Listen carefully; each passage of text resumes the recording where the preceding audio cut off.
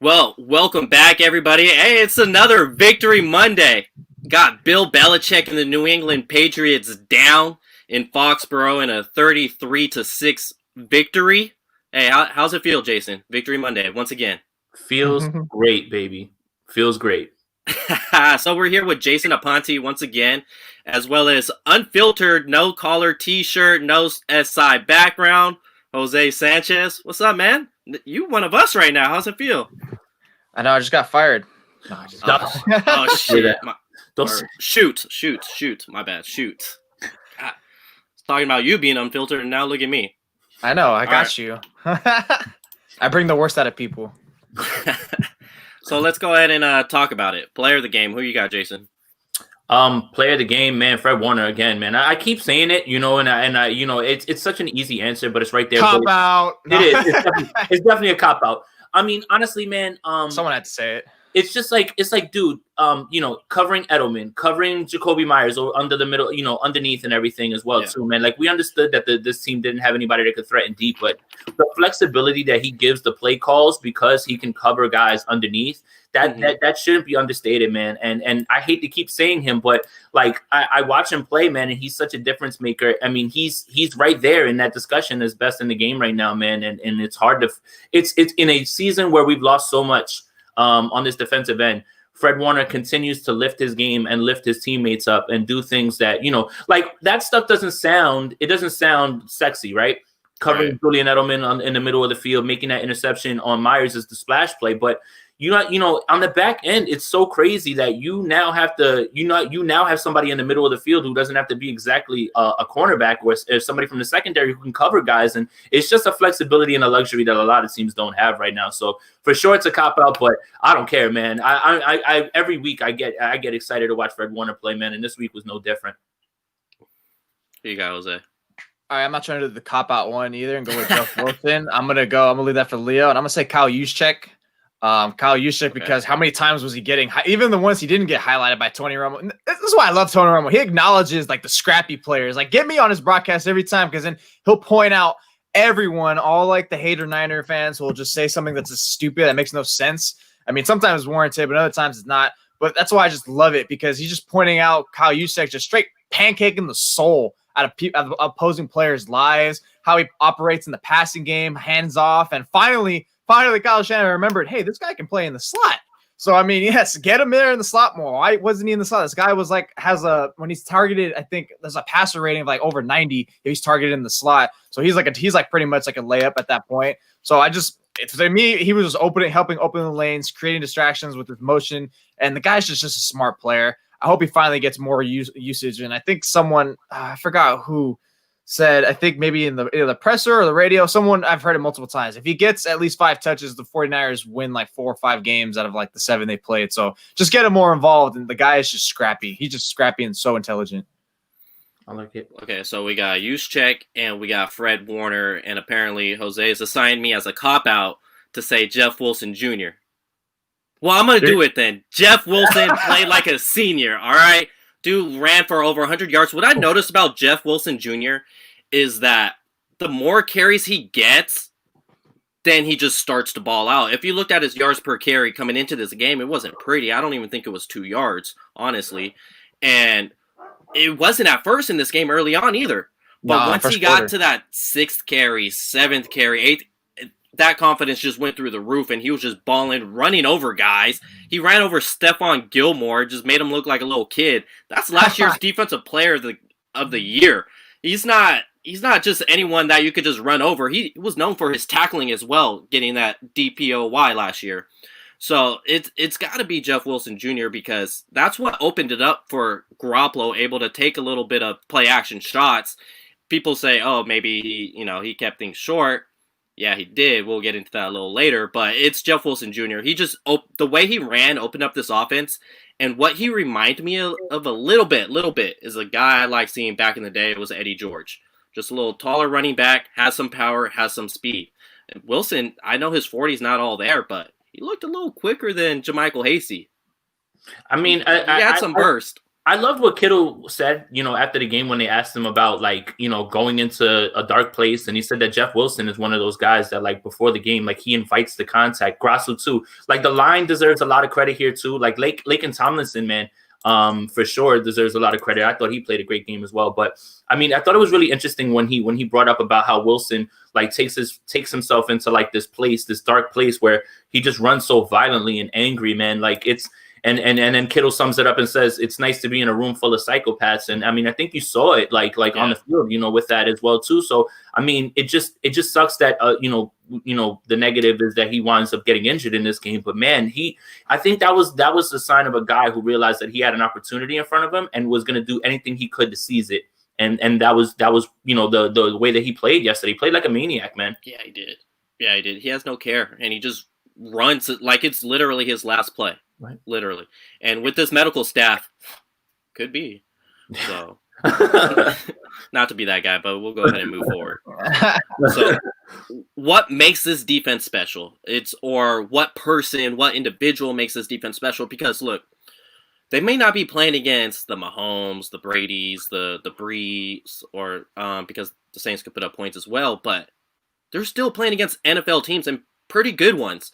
The Rams were destroying everybody. And the 49ers, the Patriots scored 30 points on Seattle in Seattle. Now, I get last week they lost to the Broncos, but hey, we could say that's COVID. They were just getting back to normal, this and that. So this was their week. This was their week. Twice, though. They put 30 up again. It was against Seattle, and they put 30 up against Las Vegas too. So yeah, exactly. So it's to the point where Cam Newton was able to come out and rest the rest of that game.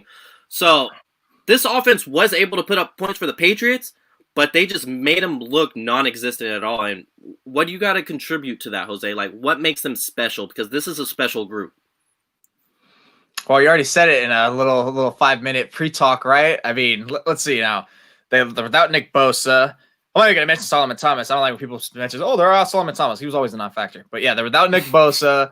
Obviously Buckner's noted, and we're still waiting on Kinlaw to have that explosive dominance. You probably not get there. They're missing, obviously, so many players, right? So many players, yet somehow they're still a top 10 defense. Why? Because of Robert freaking Saleh. Stop disrespecting the guy. I called it. We called it the first time we turned this on, Leo, right after Miami. The slander criticism he received was so unwarranted. It was so unfair. Do people not realize? First of all, he doesn't call the starters. You just give him the weapons, and he's just like, all right, you just give me the weapons. I don't pick them. You pick them for me. I'll make it work. That's why I think 100% he's going to be a head coach after the end of this year. He's doing a better job right now than he did any time last year. I mean, that's not to diminish anything he did. He was superb last year, but this year he's even gone far and beyond that because of how little he's been playing with. He just went out there without his starting safeties. And look, the same thing. You saw the smothering pass coverage, a great defense. Without I guess maybe you could say somewhat efficient pass rush. It's rumpling some feathers here and there, but they're not dominant. They're not good, that great or good. And look, it's still whatever. It just shows he just needs two adequate corners to keep the front there, to come up for the run when they need be, and then the rest will take care of itself. I know, like Jason pointed out, Fred Warner is a baller. That guy's an all-pro. That kind of helps, but who doesn't need that couple of, those game changers to really make their system go? So Robert Saleh, every game, aside from the Miami game, but that game you could pretty much just put it on that one personnel change. Other than that, every game the defense has kept them in there. The Eagles they lost, the Cardinals that they lost. It's just all been him, and he deserves the best credit. I'd argue he has done a better job than Kyle Shanahan this season for sure. Dang. Okay. All right. How do you follow that up, Jason, after that last statement right there? I'll just keep it bland. Honestly, this secondary, look at how quickly this defense has turned around with two corners, just Mosley and Verrett, right? Also, when are we going to see a little bit more of Tarvarius Moore? Yes. Because for me, you're going to have a tough time keeping him off the field the way he was flying around the ball, his speed, his coverage, and if he's going to be hitting like the way he was hitting, man, you're going to have a tough time keeping him off. So, yeah, what I will say about what Jose said is that he definitely is doing a better job this year. Why? Because he just pretty much ran cover 3 and said, Bosa, go get him. And right now, he doesn't have that luxury. So now you have to be creative in the way that you, one, create pressure, and two, now this defense feels chameleon-like.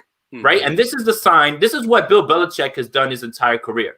No pass rush, cool. Coverage got us. No coverage, cool. Pass rush got us. Now, this defense is forced to shift the way that they think about things, and it's just as good pretty much as far as the numbers go, right? Top 5 defense. Right. Who would have expected that when you lose Nick Bosa, when you lose Solomon Thomas, when you lose Dee Ford? Like, who could have expected that? And I understand, against the Patriots, we understood that Cam was going to be limited as a passer. Obviously he just looked really bad. But man, I really, this secondary gives this defense a luxury of, you know what, maybe we can get a marginal pass rusher, not anything crazy, and still be able to elevate this defense because of how good the secondary is playing. I have to give a ton of credit to them because they could have folded up. Ward, no Tart, but Tarvarius Moore, man, we've been pining for him to get on the field, and it's going to be hard to keep him off the field at this point. Like, they're going to have to do some explaining when everybody's healthy as to why they're choosing whoever they are over Moore. And you know what, Jason? What surprised me, and that's why I was a little late. I was right finishing up my 5 takeaways. Is how come you're not? If Moore's obviously a good player, it's your coach's job. I mean, once again, I'm not giving Saleh much of the slack. This is a lot of it. Shanahan's the one who dictates who gets to go out there. But why haven't we been seeing those dime packages we saw last season with him? I know people be like, "Oh, look, they did in the Super Bowl." Like, no, it wasn't just the Super Bowl. They ran that like a decent amount of the time last season. Why don't you run that? Quan Alexander's not there, or God forbid, Greenlaw, Fred Warner has to. Like, why do you need injuries to make an excuse for why these players got to play? That's unforgivable to me. Like, you're a coach. Get your best players out there in key situations and work them. And like another thing to add a Saleh that Jason said about being chameleon, that's brilliant. He's scheming it up, and he's not being stubborn to what he's doing. He's broken Tennessee. He doesn't want to call blitz, but he's already 2 weeks ago he was on pace to call at least 80 more blitzes than he did last season. So people were saying, "Oh, call more blitz." No, he's calling it. You just don't see it because that's how efficient. That's how chameleon-like. I love that word, Jason. That was great. That's how chameleon-like he's disguised it and just getting it out there. So it's just brilliant. It's just brilliant on all fronts on his end. Yeah, I'm gonna go ahead and stick with the secondary, but say the corners specifically because Jamal Taylor. Two picks. Leave me alone, man. That's my boy. That's fine. Good. Support your boy. I'm saying, okay, outside corners is what makes this thing special because these are 2 guys, Jason Verrett and Emmanuel Mosley, who could play zone, but they could also play man as well pretty effectively with both of them. So it's like you talk about a chameleon defense. Well, it becomes a chameleon defense when you have 2 corners like that. When they didn't have that against the Dolphins, we saw what Brian Allen happened. And then when you didn't have that against, say, the Cardinals, they didn't really trust Sherman to be a man-to-man guy. Let's be honest. They trust him in his zone to shadow, but Arizona was obviously able to expose that by getting Hopkins open into the zones. And now with Verrett and Mosley, 2 guys that can do both, that's what makes this defense special because, hey, guess what? In certain downs and certain situations, we're going to take away that open zone and trick you on that and play man right here. So that's what I think makes this defense special is just having 2 guys that are chameleon-like as well. There you go. Word of the day. Word of the day. It's not Tom Compton's. Yeah. Who's the guy who said that? Don't say his name. So since we're guy like $2 million sitting on the sideline. I wouldn't mind that change. Right. But since we're talking about the secondary right now, can the coverage overcome the lack of pass rush? We're going to see pretty soon because they're going to be playing Russell Wilson on Sunday. Can they do that? I mean, not necessarily say, "Oh, shut down Wilson to 6 points, 10 points, 17 points," but can their coverage skills keep them in games despite not getting such a pass rush like the team last year, half of what the team did last year? I mean, go ahead, Jason. You got it, man. I want to hear yours first. I was trying to bite my time too. See, I feel like I want to say yes because what I've seen. But if you're like saying like, oh, you got to stay in coverage for like 5, 6, God forbid 7+, at that point, I would like to think the 49ers defensive front is good enough to do that. But if we're talking there, I mean, personally, I'm always a coverage guy. I'm a secondary guy. I don't think if you stay in coverage for that long, you're doomed. I don't care how good you guys are. As you start getting, especially if, like you said, against Russell Wilson. That's why I'm starting. That's why I was telling you earlier. Like, hey, I'm kind of a little skeptical, even though I do think, I'll save my prediction for later. I'm still a little skeptical because of what Russell Wilson can do, what those receivers can do, especially like DK. You got Tyler. Oh my God, Tyler just went unconscious last night. Like, are you kidding me? They still have some adequate tight ends, with the top to bottom. So I mean, I don't think they can. Not going forward. At some point, the pass rush has to get a little spike, a little wrinkle there to at least shave it off by a second. Anything. So hopefully D4 last week was seen pushing the sled on the sideline. Maybe that's something to come. I know they said week 11 is the best choice. Week 11, week 12. It's just that's why, like, same thing I just wrote about. They need to fully explore pass rushing options, whether it's trade, whether it's you sign someone. I know both of those are not adequate because one, you're giving up capital, and two, the cap space is pretty bad.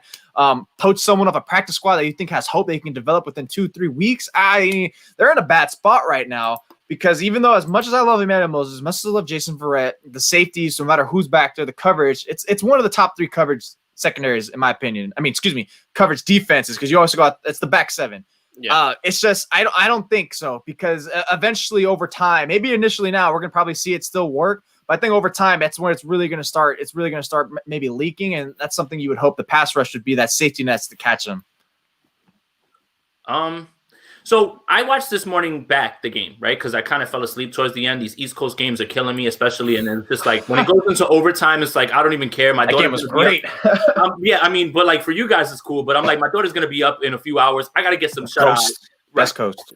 Yeah, for sure. I hear that all the time. I hate the injuries. All right, but here's the thing. What Arizona did really well, and I think that Salah's gonna take all away from, is they were running the nickel corner blitz. They were doing that, so. K1 back this week. I expect to see a lot of that to keep Russell, to shorten that gap, right? To shorten that gap. Yeah. And, the 49ers did a pretty good job this week of containing, right? Like, and making Cam, Cam isn't the runner that these guys are. That's what I've been trying to tell people all week, right? This isn't Lamar Jackson. This is a guy who is going to go and run straight forward. He's not going to be shifty, anything like that. It's just you're going to have to try to bring him down. Now, Russell's different, clearly, right? But they were doing a great job of dialing up that blitz on him and forcing him into throws that, were very un-Russell Wilson-like. Like those 3 picks yesterday, they were egregious. Yeah. Like, you can say that Russell Wilson is one of the best quarterbacks in the league and say that he had an awful game and threw some awful picks. Yep. Hey, guys, even Russell Wilson it happens to. Did you notice that? You see that? Do you want to trade him? Calm down, right? So I think that the nickel corner is going to be, the big thing that they're going to use in this game to dial up some more pressure. They're going to have to come with stunts and try to confuse this offensive line. Mike Iupati didn't play this week. We all know that the offensive line of Seattle is not their strong suit, right? Russell Wilson carries that offensive line and everything, right? Now, I think that it's got to be, like Jose said, it's got to be more blitzes. It's got to be putting pressure on him because now you feel much more confident on the back end that these guys can cover. Cut that extra second down from him, and then we'll see what happens. So I mean, it's just going to be very interesting. The chess match that's going to happen here. Lockett goes in the slot. Is Verrett going to follow him? Mosley's going to follow. Like, are you going to play it that way? You can play it that way now because you have a man corner that you never had before in Jason Verrett. So we'll see. It's going to be really interesting, man. I'm really excited for this game. And Jason, you touched on about maybe calling more blitzes, especially against Wilson. Since you fell asleep, I don't know if you saw, the Cardinals started dialing up a ton of more blitzes going towards the ends there, and they were just mixing it up. So if Vance Joseph of all people can do that and actually get to Wilson to start, getting him shaken up, Robert Saleh, of course, is going to do it because this guy has one of the most creative blitzes out there. For sure. Yeah, that fake blitz drop back, that's something that Greenlaw and Fred Warner can both do. Or even the safeties, if we do that 3 safety look that someone mentioned. Yep, and I would definitely be trying that if I'm Robert Saleh a couple times this game. But as far as can the coverage overcome the pass rush, I think it can. I really think it can because obviously the quarterback's going to have to hold the ball longer and everything. But with what they have right now with Brett and Mosley, I'm not including Sherman as of yet. Until I see that he's able to play, then I'll include him on this cornerbacks. But with these 2 guys, you're able to mix up the coverage, and by doing that, that's where you confuse the quarterbacks because I look at who is known to blow leads in this league. Well, the Atlanta Falcons, Pete Carroll disciple, Pete Carroll blew their own 10-point lead in the Super Bowl, and then they just blew another 10-point lead this past Sunday. Pete Carroll. Robert Saleh is obviously known for the Super Bowl. The 49ers have blown a fourth quarter lead this year as well. Pete Carroll disciple. As well as the Los Angeles Chargers. They blow leads pretty often. They blew one against the Tampa Bay Bucks. They blew another one earlier in the year as well. Saints. Pete Carroll disciple. Yeah, the Saints. There you go. And so I look at that and, okay, so this zone coverage defense, eventually you do find the holes no matter if you have a pass rush or not. But with these guys, we're talking about being a chameleon here, and Robert Saleh is able to take away zone at any point in the game that he wants by having a guy like Jason Brett and Emmanuel Mosley back there. So you're keeping a fluid game plan. It's not just being stuck in now the quarterback is figuring out in the fourth quarter, okay, this guy's going to be wide open right there. I'm going to throw it the window right there. Instead, it's, I have no idea. I'm going to have to try to motion somebody to figure out what the hell they're playing right here on this play on defense. So I think that's why it can overcome it, just because they have so much tools in their belt basket that they could use. And then Fred Warner and Drake Greenlaw are hell of a blitzers. Drake Greenlaw just got a sack yesterday, and Fred Warner could probably, if he blitz more, he'd probably have a 10-sack season. He's that good at finding the little gap and then squeezing in there. He times that up so perfectly, and then you touch on it, Jason. It's K1 off the edge. It's fantastic to come in on that cornerback blitz, and Russell Wilson's one of those guys that gets affected by that cornerback blitz pretty often. We've seen it last year when every time K1 blitzed, Wilson kind of was like, maybe I should scramble. So it works well against him. And before we go any further, will Dante play next week? No. And week 10 against Seattle last year too. The Seahawks blew that lead technically. 49ers. Yeah, they should have won, but Chase McLaughlin missed field goal. Yeah. So it's like that's another blown one. Falcons was a 2-score lead that they blew in the fourth quarter. So it's like it happens with that Pete Carroll disciples. It happens often because you're playing zone scheme the entire game. Fourth quarter comes around, and then teams figure it out. With Robert Saleh having Brett and Mosley, it's a little different this year. So I think that's why their coverage skills, because like you said, it's their back seven, not just the corners, not just the safeties. I think their coverage skills can overcome this pass rush. Maybe if Javon Kinlaw starts finishing a few of these plays, then we won't be looking at the pass rush as like, oh man, where's our sacks coming from? It even happened week 17, right? Like the 49ers are like that game felt like a larger gap, right? Like the 49ers were dominating that game. And then the whole fourth quarter, we sat there, we're sweating every time they touched the ball. Like, and that's kind of how it is. So, I mean, look, it's Seattle. This game's not going to be a blowout one way or another. We're going to have to take them all the way down to the wire. It's just, it's Seattle week. That's it. It's Seattle week. Sounds like Shark Week. Yeah, pretty much. So let's talk about it. How good is this coaching staff? I think I tweeted about it earlier in this week. As far as the defensive players who played a significant amount of snaps during the Super Bowl, it was 13 of them. They didn't have 9 of them on Sunday. And they still only surrendered 6 points on the road in an East Coast game. So let's talk about it. Let's talk about this coaching staff. How good are they? Amazing. They're both doing the best job that they've done since they've been here. Hands down. Like I thought that last week's game plan for the Rams was just for the Rams, right? Like I thought specifically it was that. It's clearly not.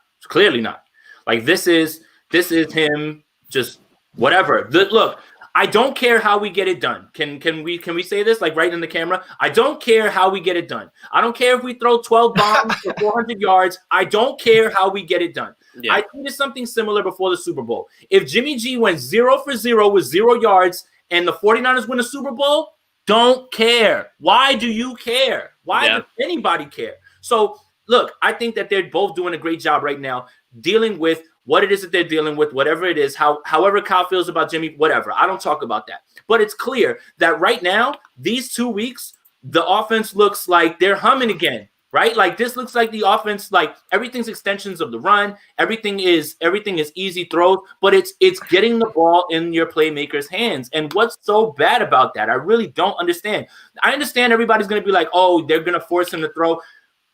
everybody thinks that they're going to force Jimmy Garoppolo to throw, right? That should be everybody's game plan. Like, that's not something new. They didn't just learn this in week 4. Like, come on. Like, this is like, this isn't like something that like everybody's like, oh, wait, maybe we should make Jimmy throw the ball deep. No, they were talking about that all last year. The film has been out on him and the book's been out. So it's like, I don't understand what this infatuation with the fan base is on just like, throw it deep, air it out. Bro, if it's there, it's there. If not, and we're going to score the way we score, I don't care. You shouldn't either.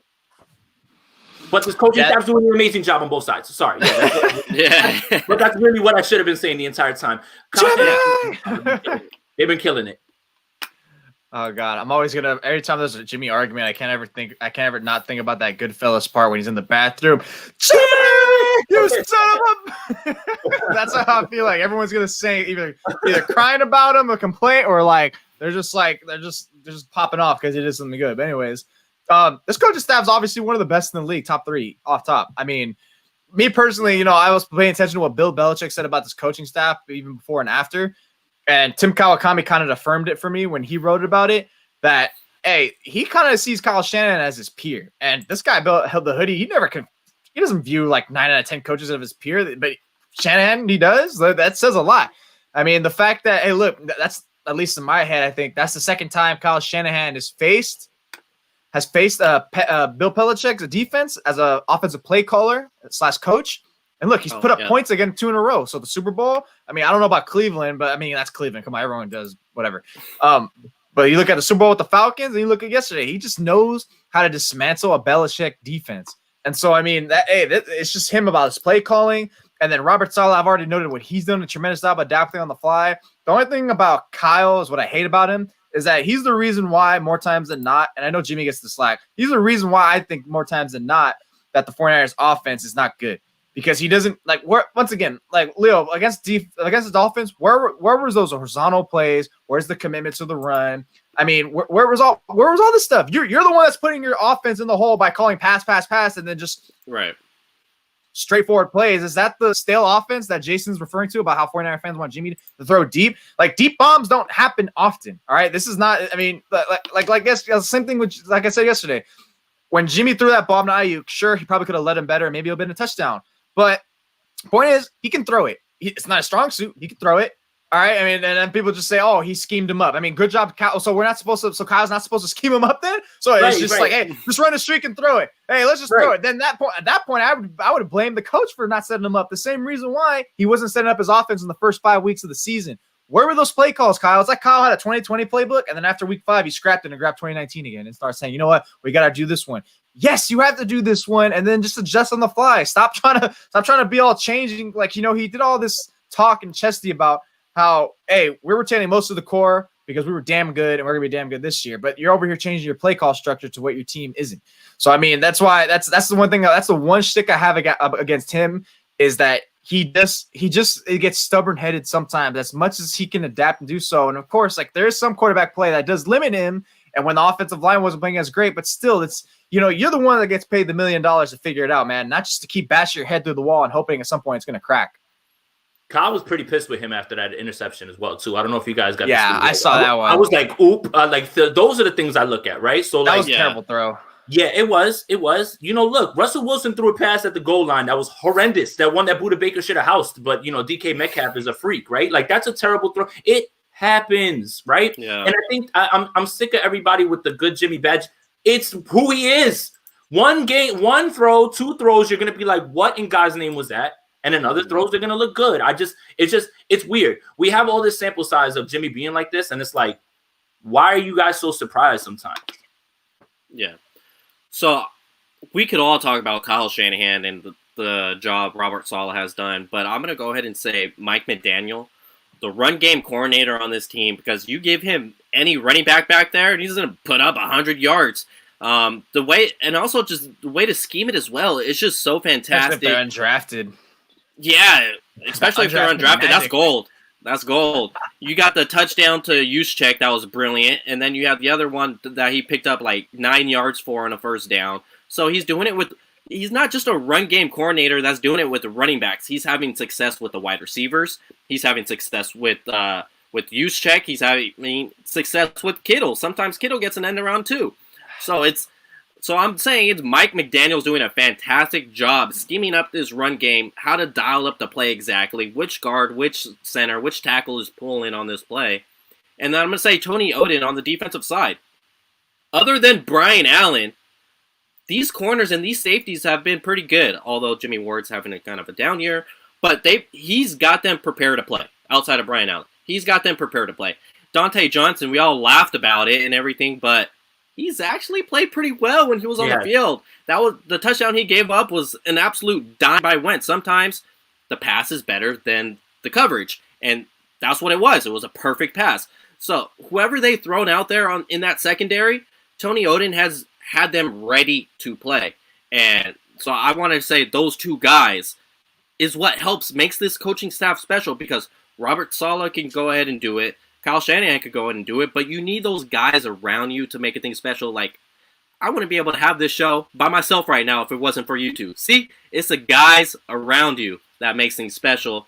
And you look at Dallas's roster, they have some pretty good players. They do. That should be a 5-2, 5-3 team right now. They have some pretty good players, but that coaching staff is so awful that they're a 2-win team. And while the 49ers are playing without half of their starters, they're 4-3. And that's culture. That's culture. You're absolutely right. That's culture. That's coaching. You know, like and the Cowboys are just stuck in that boys club thing, right? Like, oh, you were under me one time, you know, back in the day. Cool. You want to have a job? Cool. Like, not even trying to get to the best coaching staff. Just hire your buddy, and that's what the Cowboys are like stuck in right now. Absolutely. But you're absolutely right. Yeah. So that's why I wanted to give kudos to this coaching staff, because, man, what they're doing right now, like blowing out a team like New England, Cam Newton hasn't been so high, doesn't really have receiving weapons, but it's never easy going on the road, East Coast, in the NFL. It's never easy. And nobody expected 33-6. No, like nobody. I got hate on Twitter for it because I'm like, did Kyle win the chess match this week? I think he did, and they were they're like, oh, he's missing pieces. I'm like, bro. Show me a person that had this game at 33-6, and I have a bridge that I could sell you too. Like, get out of here, man. Like, there's a reason, right? Even in the year that Matt Castle was there, there's a reason that Bill Belichick has never lost by the amount that he did this week. And if you think that there is no direct correlation to that, that's really strange, honestly. Like, there's no way that anybody saw them win this game almost by 30. Come on. Yeah, I go back to the Patriots played the Chiefs with Brian Hoyer as the starting quarterback. They went into halftime. The score was 6-3. This 49ers game was over by halftime. Over. Yep. So let's talk about it. Brandon Ayuk, or as Tony Romo would say, Brandon Ayuk. That was hard to hear. That was so hard to hear. Yeah. So what's Ayuk's potential? Like, what do you see his potential being, whether it's by the end of the year or by the end of next season? Or even further than that if you want to go that far. What do you think his potential is? Go ahead, Jose. What's his potential? I mean, how I see him, he just reminds me at first initially, but now it's starting to change because of how well he just knows how to just get deep and run his routes. It's kind of hard how to envision him. Like I said, initially, I was thinking he was like a deep Debo 2.0 in my eyes. Because of how much, you could give him those sweeps. And that's maybe because, I would see him in training camp and he was kind of playing that Debo role. So it kind of skewed that way. But now that he's getting more of those, I mean, he's still getting those sweep roles.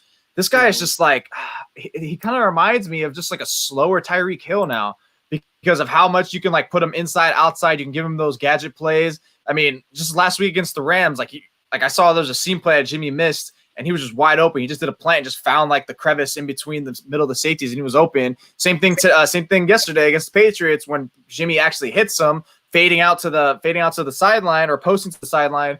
It's just the guy just knows how to get deep. He doesn't have the speed to get deep, which I didn't even know was actually that much of a strength in his game. But look, it's looking like this guy you can use him as a very versatile chess piece. He's like a queen piece out there right now. The way you could just hear handoff, just intermediate, short, go in the middle, go sideline, go deep. And that's great. You need more of those players. And it's no wonder why Kendrick Bourne barely saw the field yesterday. It's no wonder why Trent Taylor's not even getting a look, because it's I got a guy who can do the same thing. And at least I can keep him guessing. I put Trent Taylor, Kendrick Bourne out there. Everyone's going to know what they're doing.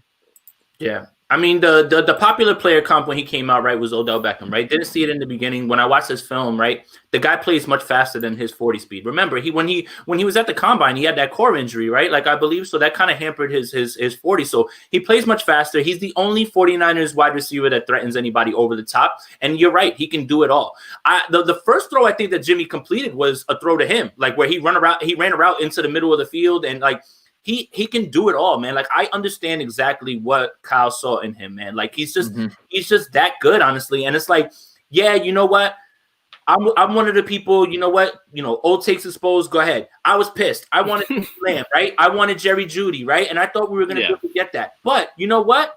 Getting Kinlaw and him now looks like the better move, honestly, at this point, because now you've addressed two parts of it in the first round. So my goodness, man, Brandon Ayuk is a baller, man, and you're right about it. The other thing is not just training camp, right? Like even the Giants game, when I saw him with the sweep, I like blinked and I'm like, oh, Debo's playing. I thought he was out this week. Like he looked like the same exact thing. Like that was Debo too. So like it is pretty much Debo 2.0, a guy who can do the same thing. The only thing that Debo does different than him is he runs a little bit more violently and he invites the contact, right? He wants to run you over, but he's faster. And he can threaten over the top. Like the 49ers still need a guy that can go over the top. They've been clamoring for this since Marquise Goodwin's been off the team. Now they have it with a guy who can actually really receive. No disrespect to Marquise Goodwin. You guys understand what I'm trying to say.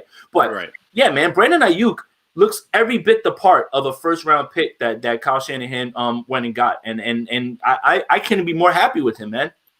Yeah, the way I see him running his route so fluidly, he reminds me of Stephon Diggs a bit. Kind of with that aspect, and then with the end arounds and everything, he does have high success like Debo, but he's more finesse, and that's what I'll say about the Yak Bros. Is Kittle and Debo, they'll run you over. Brandon Ayuk will jump over you. So, I think I see Stephon Diggs a lot in him, and what I'm also impressed about Ayuk is his hands. Those things are like stick glue, basically. It touches his hands, he's catching it. I saw him, I think it was his last catch of the game. He had to grab it from 2 inches from the turf, pick it up, and still try to go run with it. So this dude has really, really solid hands. He gets open with ease. Seeing him running routes looks like he's going half speed because it's so easy to him. He doesn't look like he's trying hard, but then the defender has to try hard to just stay on him. He almost had that touchdown as well. If it wasn't for some unfortunate footing, would have ran that in easily and would have at least helped Jimmy's quarterback rating at least. But I think this guy could be a stud. The deeper passes are getting there. Passes 10 yards or over. Jimmy was 6 for 8 this week, opposed to being 50% against the Rams. So it's getting there. It's working it. And like with the 49ers, Kyle Shanahan, they could scheme things to where dudes are literally left wide open. We've seen it last year. We've seen it this year. So let's not bark on Jimmy's deep ball too much because guess what? Ayuk will have his opportunities there. May not be 20 times a game, which I don't care. They're going to find a way to get him the ball. It's been obvious. And I'm just glad that they're giving him touches because, and it was frustrating seeing, why is Brandon Ayuk getting 3 touches this game? Why is he only getting 2 targets this game? It was pretty frustrating. So now seeing them mix it up and it was like, all right, Brandon, you're our guy. You're wide receiver 1. We're going to get you the ball. And that's what I loved about it because they had Jimmy and Ayuk had so much chemistry in camp. I was expecting big things from like their first game together. And now seeing it coming up to what we all thought it was going to be, it's exciting because I think this gets special. Which one of you guys were the ones that sent out that fire tweet about why are you complaining about guys running free down the field for shots? Like, do you want him just throwing the ball? Yeah. Do you want him just throwing the ball into double coverage and just saying, well, he threw it deep? Yeah. My point to that tweet was just like, all right, I wasn't acknowledging that the guy is a good deep bomb thrower when I meant, oh, look, there goes a deep bomb. Point is, he's capable of it. It's not a strong suit, but the point is, give credit where credit is due, then discredit when it's due. Why all of a sudden, like, hey, look, he threw it. Oh, but he was schemed open. There's always something, isn't it? So now it's a different thing. The shifting of the goalposts, and it's kind of annoying, like to do that. Like, come on, man. Like, I'm like I said, I'm impartial, and I was actually before the season, I was more skewed towards Jimmy. I'm becoming more critical of him because I really thought he was going to take a little bit of a bigger leap. But yeah, it's like, all right, so Kyle Shanahan's not supposed to scheme him open? What are you talking about? Like, why isn't he throwing like Patrick Mahomes? Because there's only one Patrick Mahomes and Russell Wilson. Lamar Jackson can't even hit those throws. Like, what are you talking about? I mean, Preach. What are you talking about? I don't get it. Like I'm watching. I'm watching. Like, the only time I can picture, even against the Chiefs when the Raiders beat the Chiefs, those throws were essentially kind of schemed up with Henry Ruggs running those routes and just like I don't get it. I don't get it. I've been replaying that clip over and over to piggyback on that comment. I've been replaying. My tight end was working the defensive player of the year. Okay, my guy's not just a guy who schemed open, right? I watched him work him with that out route, and I watched Jimmy work his eyes to the middle of the field, then get over there to the sideline. Hey, a throw to the sideline with anticipation. Look at that! Imagine that. I have a question in here about Jamal Adams. From what I hear, he might not play. He's not going to play. If he doesn't play, it's massive. If he does play, I don't think it's that dramatic of a deal because he can't cover George Kittle, and they're probably going to just have to. They're probably going to just use him for blitzing a lot because that's pretty much he's their best pass rusher. He's their pass rusher. Yeah. The pass rush is non-existent. So I mean, this is great for the 49ers offensive line. I just said it on the radio on Friday. This is great for the offensive line that's now skewing towards what they can be being playing cohesively. Because now, if you had a good game against the Patriots, which look they did, that defensive front, it's not elite, but it's good. They're way better than Seattle's. I mean, come on. Now it's like, now you're gonna play them. They're gonna be like, it's like night and day. We're gonna bully them. They're gonna run the ball. I think Jimmy's gonna look great out there, especially without Jamal Adams floating around and Bobby Wagner's a suspect in pass coverage. Ooh. One more thing, breaking news. Is kind of confirmed right now about Chris Carson. He's not playing this week. No. Oh, what happened? He injured sprained his ankle? Yeah, last night. So I saw that, but what they say? Wait, it fractured? No. It's he's gonna miss some time, but he's not playing this week. So that's Carlos Hyde revenge game, huh? Carlos Hyde and DJ Dallas. Not his revenge game, our revenge game as a fans because we had to let Frank Gore go because you were supposed to be the guy. Yeah. Disappointing. This is our revenge game. Yeah, that's it. 20 carries, 30 yards. There's a small part of me, I swear, that last night I was like, I want Seattle to win this game so bad because I want to give them their first L and repay them for last year. Well, I wanted them to just for that. I think I texted this to you that Seattle or the Arizona's a bubble team.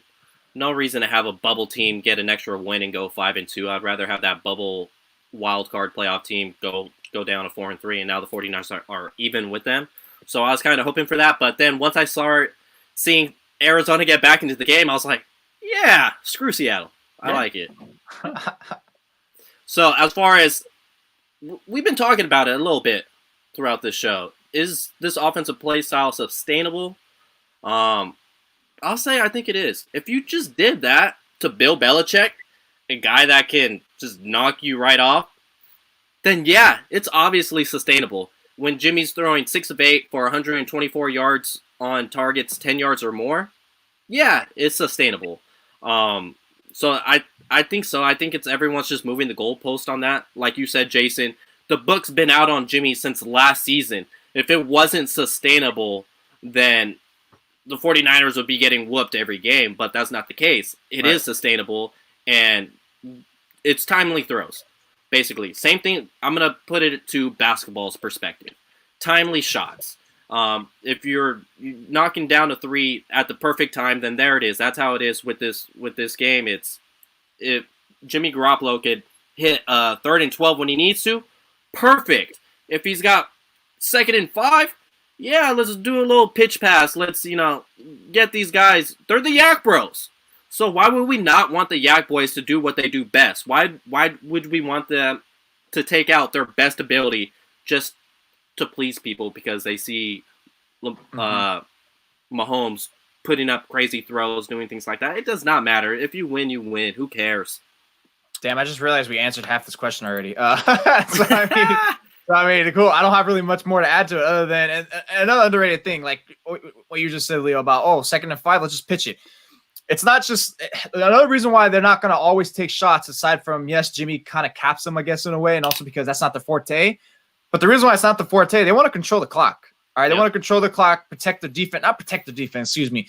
Give them more of a rest, because when you keep your own defense on the sideline, they're going to become more efficient. And that's something I mentioned when Bosa and all those defensive players went out against the Jets. It's like, hey, the identity of this team was defense, defense, defense. Now it needs to swing towards offense, scoring, and the way they're going to do that to keep the defense somewhat solid is control the clock. All right, beat down the opposition's defense. Let your defense get a rest. And if the opposite side is a good offense, and even better, keep them on that side. It just makes too much sense to me. So, I mean, yes, sure, you'd like to see some of those schemed up passes, which personally in my head, I was thinking, all right, well, look, they're establishing the run early. They're kicking in some boots. Eventually, they're just going to set up for a few bombs down the way. And look, that's what they did. Shocker. And then the other thing is, too, is that Belichick didn't even, like, we all thought he was going to run 6-1. He ran a ton of 6-1. Didn't matter. Doesn't matter. And the Seahawks are not going to run that. They don't have the personnel to run it. They don't have the coaching to really, really execute that sort of game plan. So, yeah, it's sustainable again this week. I just watched Arizona, who was putrid the last few weeks on offense against other teams, really just go in there and just do whatever they wanted on offense. We watched this Patriots team put 30 on them. We just put them to 6 points. This game is so much closer now, and this is what I've been talking about all week. Week to week to week to week. This league changes so fast. Imagine 2 weeks ago talking about the 49ers have a realistic chance. And by the way, spoiler alert, I am picking them to win this game. They are going to take their second loss in this game. I am picking them because this offense is doing whatever it wants, when it wants, against whoever they want the last 2 weeks. And that's going to continue because this defense is just not good, man. It's just not good at all. When you give up points at that rate to Arizona, who has looked awful, the Panthers were holding them down. And if not for a bunch of long Kyler Murray runs, that offense looked horrible. And they didn't look horrible last night. So it's I think it's completely sustainable. Will it be sustainable in games where the defense doesn't hold up? That's a whole other question. Yeah. I would love to, if the defense isn't holding up their end of the deal, I would still love to see this offense still going this way, because we've seen it against the Dolphins when Kyle Shanahan just kind of rips the freaking rug under the feet. The offense just fell apart. Now we're just trying to do too much. Stay with the game plan. No matter if it's 17-3 in the second quarter, stay with the game plan, because the game plan is what's going to work. And if your defense is getting worked, then guess what? Get that time of possession and let them get their energy back. Let them get their confidence back. Let them study up on the sideline, not like, oh, offense just went 3 and out. Now we got to go right back, and we couldn't really coach them how we wanted to coach them on the sideline to fix these mistakes. So I think it is sustainable. I think you really hit the head on the nail there saying, hey, the book's been out on Jimmy. Teams still aren't doing it. The best coach probably ever had no chance to do it. So, yeah, it's sustainable. Would I love to see a 50-yard bomb to Brandon Ayuk? Yeah, of course. Who wouldn't? Who wouldn't love to? That's like saying, oh, I don't want to see a home run in baseball. What? Of course I want to see that bomb, but if the 49ers are winning and they're winning convincingly, then I really don't care. Make the right play. That's it. Yeah. This isn't college, right? You don't get style points, right? You don't move up in the rankings because you blew somebody out. Wins are wins are wins. I don't care how we get them. Pile those wins up. Nobody cares. Exactly. So, you talked about it, Jason. You already said it. State your case on why the Seahawks will lose to the 49ers. Tell us why. Reinforcements are coming. The secondary is already playing well. You're talking about adding K1, and I already anticipate that there's going to be a bunch of those blitzes. After I watched the game again this morning, I saw Arizona doing it, and I saw Arizona putting pressure on Russell Wilson. You got to cut those seconds down that those guys have to cover, because DK and Tyler Lockett are incredible, man. But now you're talking about no Chris Carson. You're talking about the defense being bad. The 49ers had their way with the defense. The Patriots are a better defense than the Seahawks. But yeah, they're about to do what they did to the Patriots, I think, this week again. There's nothing for me to fear on the other side. Ken Norton is not going to dial up this magical game plan that he never had, right? This is going to be very similar to week 17 when, you guys can correct me if I'm wrong. I felt that's Jimmy Garoppolo's best game as a 49er. Based on all the throws he made, he was impeccable that night. All the throws he had to make, he made. Every read that he had to make, he made. Honestly, the only reason we didn't score points in those games on the drives that we came up empty was there was a fumble on one. It was never Jimmy playing bad, right? So now you're talking about going into Seattle. There's no crowd noise. They're gonna cheat, right? They're gonna throw a bunch of crowd noise in there. Yeah. They'll cheat. I'm not as worried about that, and I feel like right now the Seahawks are being exposed on defense, and the 49ers are trending upwards in that way. And they're just going to come out here and run the same thing that they ran. Extensions, if they can run the ball the same way that they ran it, with whoever it's going to be this week, because I suspect it's going to be Hasty. I suspect McKinnon's going to get a lot more run. It's like almost like Kyle realized that Jeff Wilson was going to get hurt, right, by not using McKinnon at all, Yeah. So it's weird, because I'm looking, I'm like, where is McKinnon? I even tweeted it, and I had somebody point it out to me. I thought he fell out of favor, with Kyle, but it wasn't that. Kyle apparently said during the week, dude, I'm not going in on McKinnon like that. Like, we're just going to try to save him up. So, if the 49ers can run the ball, I'm not worried about anything on this defense. And if Jamal Adams isn't there to rush the passer, I am not certain where this defense all of a sudden gets a lift, because it's not going to come schematically. Right. Yeah, I think they're gonna. There's no reason. There's no excuse for why the 49ers cannot put up 40 points on the Seahawks. They should. Not only just because of how atrocious the defense is. There's not going to be Jamal Adams. There's not going to be Chris Carson to help give that little boost to sustain drives on offense to keep the 49ers offense on the sideline. But they just played essentially 5 quarters. They played 5 quarters, and I guess they're technically going to be shortened rest now too, because they played Sunday night. And this game is just begging for the 49ers, for Jimmy Garoppolo and them to just light them up. I mean, Russell Wilson's going to have to put on his MVP cap, which he very well could. There's a strong chance he can do that, of course. And the fact that there's no 49ers pass rush is going to make it more likely that he will. But it still might not be enough, especially since this coverage is actually doing its thing. This is where it circles back to the question we said earlier. Can the coverage overcome the lack of a pass rush? This is the game that's really going to be a telltale sign, because if they start playing backyard football, I think that's when it gets tough, because you're putting so much pressure on the secondary. Like, I don't even care if the starting safeties are out there. It's just tough.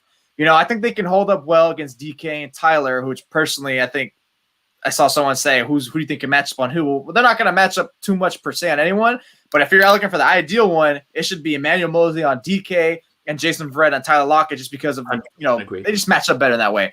And 100%. I'm not even too sure, Jason, if K1's going to come back. I wouldn't even pencil. I don't know if they said that, but I mean, especially because everyone who's been coming off IR, it's always something else is new. Like okay, there's always something. There's always something that you can't trust this team with what they're talking about injuries. They'll say it, but it's only half truth. They're not revealing their whole hand. But even without him, I think they're still in a good position. Just as long as you contain them, control the clock as always, and just put your foot in the gas. They should get in that position early, similar to the Patriots. And I think they're in a very strong position to win this game, put up 40 points. I think it could be like a 44, 31 type of game. Man, so this is why. Text to a unknown player this morning. He said that it felt good getting that win yesterday, and he immediately said, we have a great team that we are playing next. It wasn't, it felt good. He acknowledged it. But we have a great team we're playing next. This team is focused. They're zoned in.